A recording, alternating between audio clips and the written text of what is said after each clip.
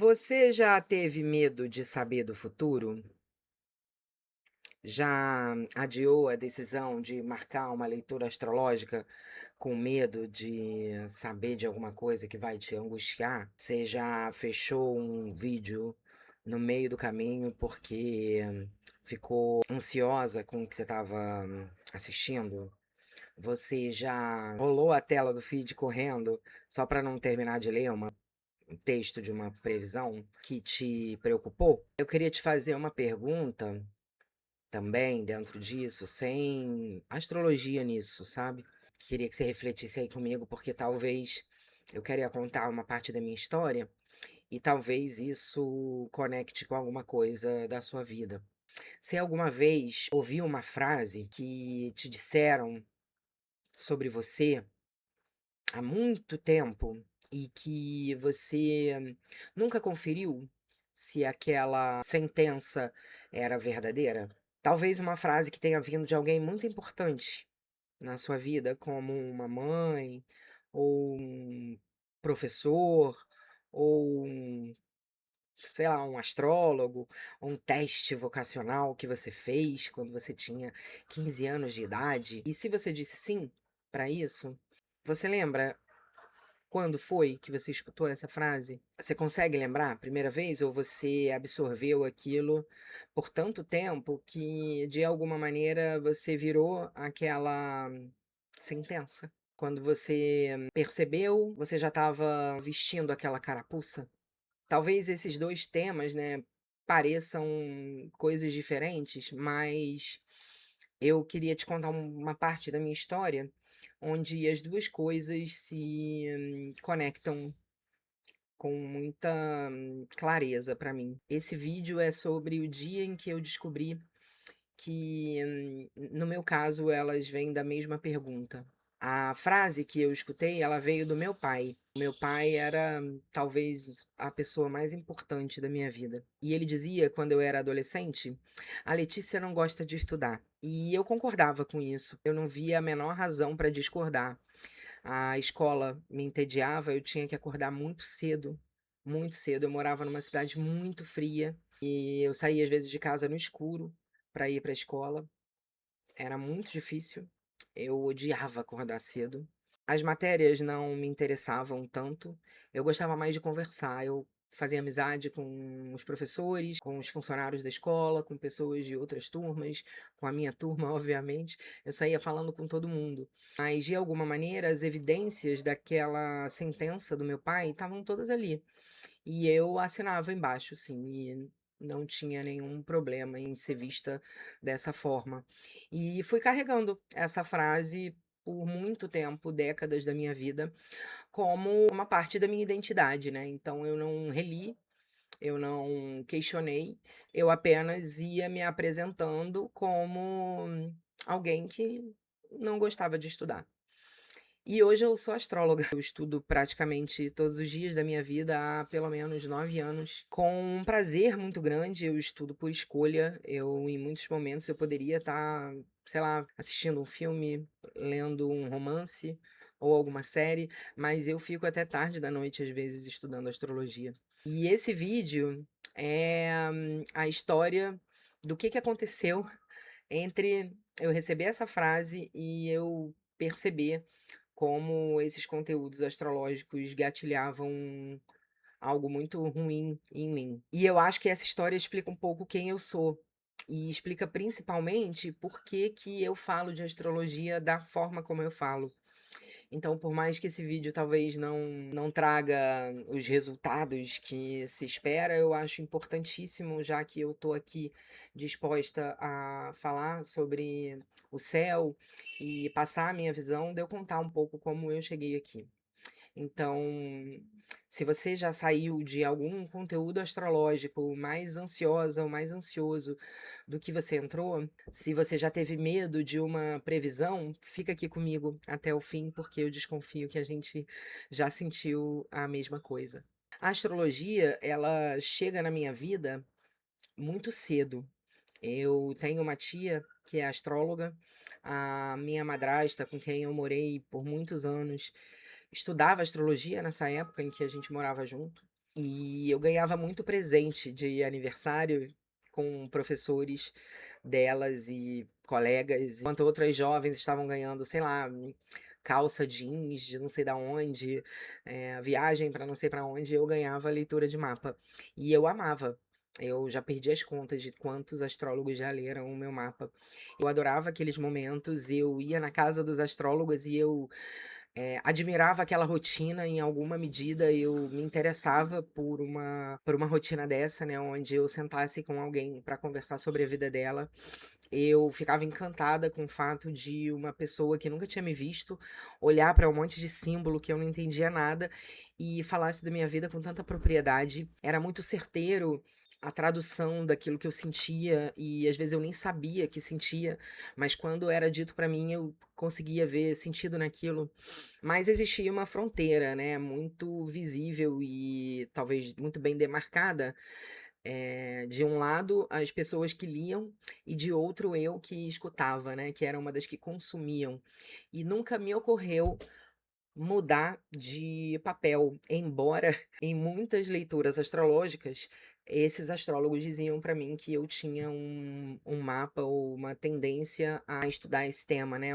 O meu lugar, ou o lugar que eu me colocava nesses contatos, era de cliente mesmo e me parecia um ótimo lugar. Eu estava confortável, recebendo ali informações sem nenhuma responsabilidade sobre aquele conhecimento e me valendo muitas vezes de previsões que eram me passadas e falava: "Ai, tudo bem, então se o mapa falou, tá tudo certo, eu posso ficar quietinha aqui". E durante anos eu tive uma astróloga que cuidava de mim, era alguém muito próxima de mim, ela lia meus mapas todos os anos e acompanhava meus ciclos e conhecia muito bem a minha vida. Ela era a que mais manifestava, né, esse desejo ou essa insistência, que hoje me emociona lembrar, né, de dizer que ser astróloga estava no meu mapa, né, e que eu deveria abraçar isso, que era um caminho meu que estava me esperando, né, que só esperava eu decidir. E eu ouvia aquilo, eu sorria, eu me alegrava, eu gostava da ideia, mas por dentro eu apresentava esse documento que era assinado pelo meu pai, da minha identidade, que não dava para eu ser astróloga, porque eu não gostava de estudar. Então, a astrologia, ela demandaria de mim muitos anos de estudo, e esse caminho não era para mim, consequentemente ele talvez servisse para outras pessoas. Então era uma lógica que fechava perfeitamente. Eu não gosto de estudar, então não tem como eu me desenvolver dentro de um tema que me agrada a partir dessa premissa, né, que eu não verifiquei em momento nenhum. Então, se essa história pode servir de alguma forma aí, pensa aí nas premissas da sua vida, né, naquilo que você coloca como uma impossibilidade, afinal de contas, sei lá, eu não levo jeito para números, ah, eu queria ser médica, mas tenho medo de sangue, eu não sou criativa, por isso eu não posso trabalhar com arte, eu comecei tarde demais. Quantas portas a gente declara fechadas pra gente, sem nunca ter tentado virar a maçaneta, né. E essas frases ditas há muito tempo e calcificadas na gente fazem esse serviço pela gente, né, economiza o risco. Então a gente acaba pagando caro em muitos momentos por isso, mas enquanto eu conto aqui a minha história, queria sugerir, né, de você pensar aí se tem alguma frase que você escutou e gravou tão fundo assim, e aí você segura ela, porque a gente vai voltar nela antes do final desse vídeo, prometo. Bom, e aí, né, veio o ano que dividiu a minha vida em um antes e depois muito intenso. E o ano era 2016, 10 anos atrás. Eu estava grávida da minha filha e estava também vivendo o meu terceiro retorno de Júpiter. Para quem ainda vai conhecer esse ciclo, Júpiter leva cerca de 12 anos para completar uma volta e retornar para o ponto de origem. Então, o aniversário do nosso Júpiter natal ele acontece a cada 12 anos, né, então ali eu estava com 36 anos de idade, vivendo esse marco que os astrólogos observam há muito tempo, como um momento de expansão e de encerramentos de capítulos que nos levam para algo melhor. E nesse terceiro retorno de Júpiter, eu vivi 2 coisas muito importantes ao mesmo tempo. 1 mês e meio antes do nascimento da minha filha, o meu pai faleceu. De repente, de um dia para o outro. E eu enterrei meu pai com 8 meses de gravidez da minha filha. Eu estava com aquela barriga mais pesada, né, ela chutava muito, e diante do caixão, me despedindo da pessoa mais importante da minha vida, do homem que me criou e do homem que me falou essa frase que eu guardei com tanto cuidado e registrei tão fundo em mim. Em 45 dias, entre me despedir da pessoa mais importante da minha vida e dar as boas-vindas à pessoa mais importante da minha vida. Muita gente busca a astrologia em momentos assim, procurando um consolo ou respostas, né. Eh, mas eu estava ali procurando briga mesmo, eu fiquei muito indignada com essa ligação e principalmente pelo tempo, né, por estar muito prestes a parir minha filha. Eu fiquei meio indignada com tudo isso, né, indignada com a vida, indignada com o tempo, indignada com qualquer ser divino que pudesse ter proximidade ou relação, que pudesse ter responsabilidade com isso que me aconteceu. E a minha indignação tinha uma pergunta muito específica: que mapa foi esse? Eu cheguei à minha astróloga, né, perguntando isso: que céu foi esse que marca, que tira o meu pai e me traz a minha filha, né, quase que no mesmo momento, porque foi no mesmo na mesma revolução solar, né, e que revolução foi essa? Eu precisava entender, e entender isso foi a única forma que eu encontrei de atravessar esse momento sem enlouquecer, né. Talvez a gente se encontre, eu e você, nessas coincidências da vida, né, porque eu sei que eu também não fui a única que perdi alguém muito importante, muito prestes a viver essa experiência da maternidade, mas também sei que existem outras situações muito mais difíceis que a minha, não é nem uma competição aqui. Eu precisava entender, porque essa compreensão foi a maneira que eu encontrei de atravessar, né, de viver esse momento tão difícil e ao mesmo tempo feliz e muito louco, porque eu contava o mêsversário da minha filha e contava os meses sem meu pai. Então eu, para não enlouquecer, eu tinha que entender isso de todas as maneiras que eu podia, né. Então, talvez a gente se encontre aqui, né, talvez você também aí busque a astrologia para compreender alguma coisa, né. Pouca gente chega a procurar a astrologia com a vida tranquila. Geralmente a gente está passando por algum desafio, a maioria chega por essa frestinha de crise, né, ou de um luto, ou de uma separação, ou de uma demissão, ou de um momento, de diagnóstico de saúde, ou de uma dúvida do que fazer. Então a gente chega sempre com perguntas que a vida prática se recusa a responder, né. Então, se foi assim com você, você sabe exatamente do que eu tô falando, né. Existe um tipo de dor que só começa a ceder quando a gente encontra um mapa para ela.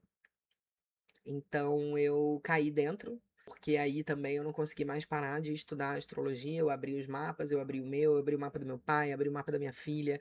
Eu comecei a estudar os ciclos, eu tive muito apoio dessa astróloga. Eu tentei estudar as revoluções, os trânsitos daquele momento. Eu fui atrás de cada camada daquele período como quem investiga a própria vida, porque de alguma forma era exatamente isso que eu estava fazendo, né? E foi no meio dessa investigação, né, desse percurso de muito estudo e de muita anotação e de muitas perguntas que eu me flagrei sentindo uma coisa que era completamente inesperada para mim, que eu estava amando fazer aquilo, eu estava gostando de estudar. E aquilo foi algo que me chamou muita atenção. Eu, aquela menina que não gostava de estudar, estava ali, uma mulher vivendo uma situação de tentar entender de abrir livro, varar a madrugada com uma criança pequena, percebendo e conseguindo perceber, talvez, finalmente, que talvez se eu olhasse para trás, para minha própria história e lesse essa história com honestidade, talvez o que eu encontraria era uma criança, uma menina, uma jovem que detestava o despertador às 5h15 da manhã, que detestava ser obrigada a fazer coisas, a estudar assuntos que ela não via nenhum valor, que não gostava da ideia de ter um currículo decidido por outras pessoas, que não gostava de obrigações, que não gostava de regras. Então, estudar o que pulsa dentro da gente é uma experiência de outra natureza, assim. Então, tem uma fome diferente, tem uma curiosidade, tem uma urgência até, né? Então, eu passei muito tempo da minha vida confundindo essa moldura com o quadro em si, né? Então, faz esse teste aí com a sua frase. Aqui eu comentei e pedi para você guardar. Pergunta assim: o que que exatamente é isso aqui? Se eu não gosto de algo, o que que exatamente eu não gosto? Não as condições em si, ou então as condições em volta dela, porque talvez você adore movimentar o seu corpo e tenha odiado uma aula de educação física. Talvez você escreva lindamente e carregue um trauma de uma nota ou de um questionamento de um professor. Talvez exista um talento aí inteiro seu esperando atrás de uma moldura que outra pessoa pendurou. Meu pai olhou para uma criança rebelde com a escola e tirou uma conclusão sobre quem ela era.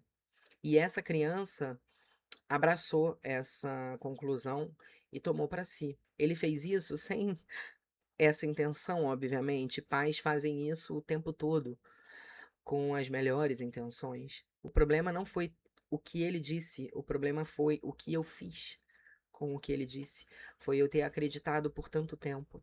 A vida ainda me deu um empurrão final e no fim das contas foi através da perda do meu pai que eu cheguei até aqui. Ali, quando eu perdi meu pai, eu trabalhava há muitos anos no mercado editorial. E eu fui demitida justamente numa época em que esse mercado parecia estar desmoronando.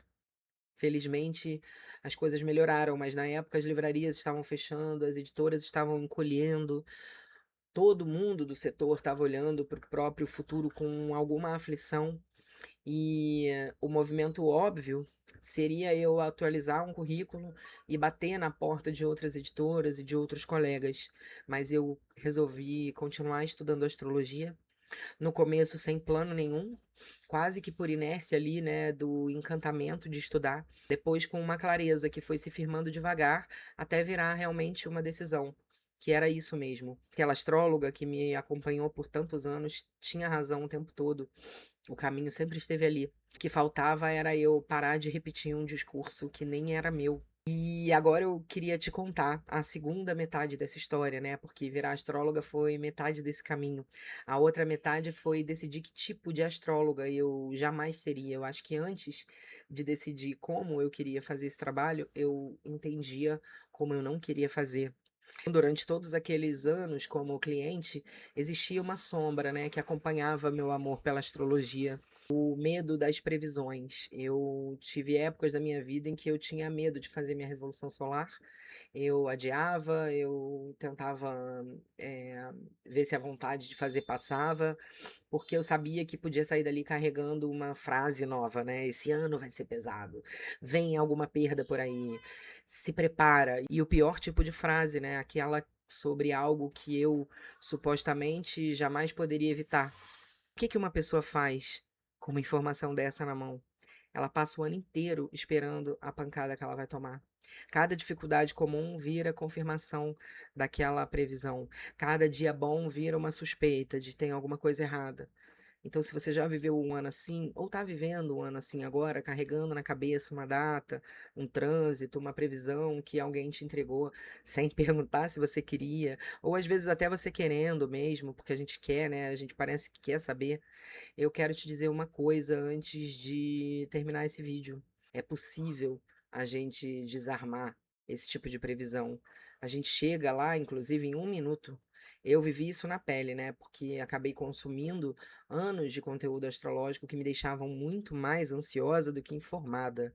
E anunciavam tempestade quase que com prazer pelo drama. E que transforma o céu num tribunal, né? E o mapa é a sentença. Então, o nome disso é terrorismo astrológico. E ele funciona comercialmente falando. Ele funciona porque medo prende a atenção da gente. As manchetes catastróficas rendem cliques. Se prepara para o que vem por aí. Isso segura a pessoa até o final do vídeo, até ela ver o que vem por aí. E eu entendo essa mecânica perfeitamente, e é justamente por entender, por ter consumido tanto disso, que eu me recuso a operar com esse tipo de mecânica. Aqui é o desarme que eu te falei que dá para fazer. E por que que dá para desarmar? Porque quando você reconhece essa engrenagem, quando você percebe que o seu pânico, na verdade, veio de algo que estava sendo vendido para você, se algo perde boa parte da força que ele tinha sobre você. Então, da próxima vez que uma manchete astrológica apertar seu coração, lembra disso. O aperto foi desenhado.